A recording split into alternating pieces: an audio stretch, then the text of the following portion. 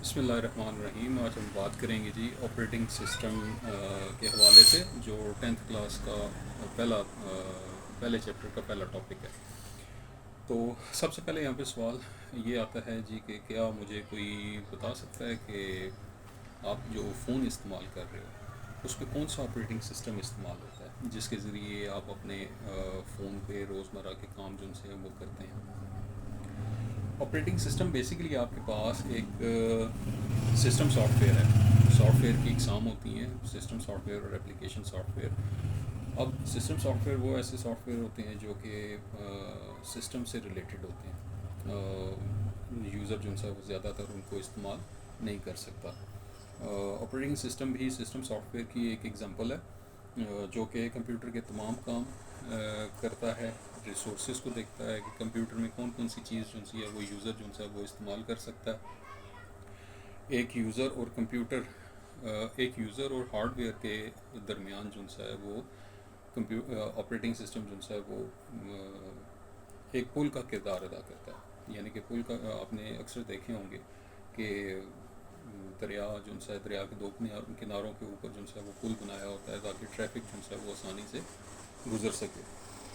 تو اس کی مثالوں میں جو ہے وہ ونڈوز جو ہمارے کامن آج کل ہم ونڈوز کمپیوٹر میں استعمال کرتے ہیں آپریٹنگ سسٹم کی مثال ہے. پھر لینکس آتا ہے. پھر آپ کے اینڈرائڈ جو سے فون، ابھی میں نے آپ سے کوشچن ایک کیا تھا جی کہ موبائل میں کون سا آپریٹنگ سسٹم استعمال ہوتا ہے، تو وہ آپ کے پاس اینڈرائڈ ہوتا ہے. اور اگر کوئی ایپل کی جو سی ہیں فون استعمال کر رہا ہے تو وہاں پہ وہ آئی او ایس جو ہے سسٹم جو ہے سافٹ ویئر وہ استعمال ہو رہا ہوتا ہے. آپریٹنگ سسٹم جو ہے وہ بیسیکلی آپ کے پاس سسٹم کنٹرولر ہوتا ہے. اس کی کچھ ذمہ داریاں ہوتی ہیں جس میں وہ شامل ہیں کہ سی پی یو کو دیکھنا، کہ سینٹرل پروسیسنگ یونٹ جو ہے وہ آپ کو پتہ ہے کہ آپ کی کمپیوٹر کا دماغ کہلاتا ہے. سارے کا سارا کام جو ہے وہ سی پی یو میں، اور سی پی یو کے جتنے بھی معاملات ہیں ان کو چیک کرنے کی ذمہ داری آپریٹنگ سسٹم کی ہوتی ہے. اسی میں پھر آپریٹنگ سسٹم کا دوسرا جو ان کی ذمہ داری آتی ہے وہ ریم ہے. رینڈم ایکسیس میموری کو مینیج کرتا ہے جی کہ کس پروگرام کو کتنا اس نے یوٹیلائز کرنے کے لیے دینی ہے میموری. ان پٹ آؤٹ پٹ ڈیوائسز جو ان سی لگی ہوئی ہوتی ہیں آپ کے کمپیوٹر میں، ان کو ان کی دیکھ بھال اور ان کو درست حالت میں رکھنا بھی آپریٹنگ سسٹم کی ذمہ داری ہوتی ہے.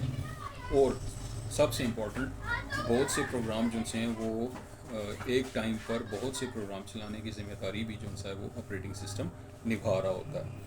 مثال کے طور پہ اگر آپ ایم ایس ورڈ پہ کام کر رہے ہیں تو ساتھ ہی آپ کے کمپیوٹر پہ میوزک بھی چل رہا ہے، تو اس کا مطلب یہ ہے کہ یہ دو پروگرام ایک ٹائم پہ چل رہے ہیں. تو یہ سارے کے ساری مینجمنٹ آپریٹنگ سسٹم کی بدولت ہوتی ہے.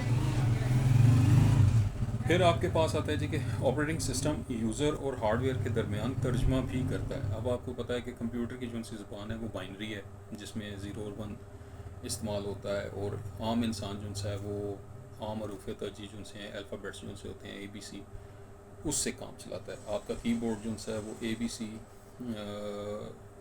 پر مشتمل ہوتا ہے، اور لیکن آپ کا جو سا کمپیوٹر ہے وہ 0 اور 1 کی بیس پہ چل رہا ہوتا ہے.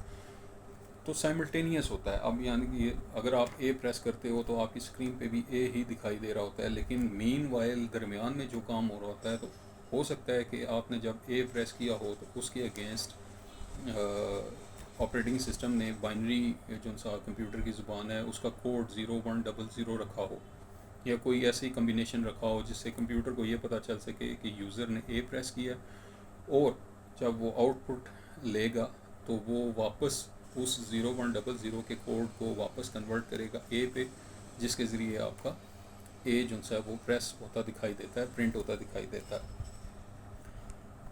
اور پھر اس کے بعد جی کمپیوٹر آپریٹنگ سسٹم، اگر ہم اس کو کریں کنکلوڈ کریں آج کے ٹاپک کو، تو یہ ہے کہ کمپیوٹر کو آسانی سے قابل استعمال بنانے کی ذمہ داری آپریٹنگ سسٹم کی ہوتی ہے، جو کہ تمام سافٹ ویئرز کمپیوٹر کے اوپر چلاتا ہے. یوزر کی فائل اور انفارمیشن کی حفاظت کرتا ہے، پاسورڈ اینڈ سیکیورٹیز جس کو آپ کہتے ہو، اور ایک ٹائم پر 2 یا 2 سے زیادہ کام جو ہے وہ سر انجام دینے کی ذمہ داری بھی آپریٹنگ سسٹم کی ہوتی ہے. اگر آپ کو کوئی کوشچن ہے اس کے متعلق تو آپ پوچھ سکتے ہیں. Thank you.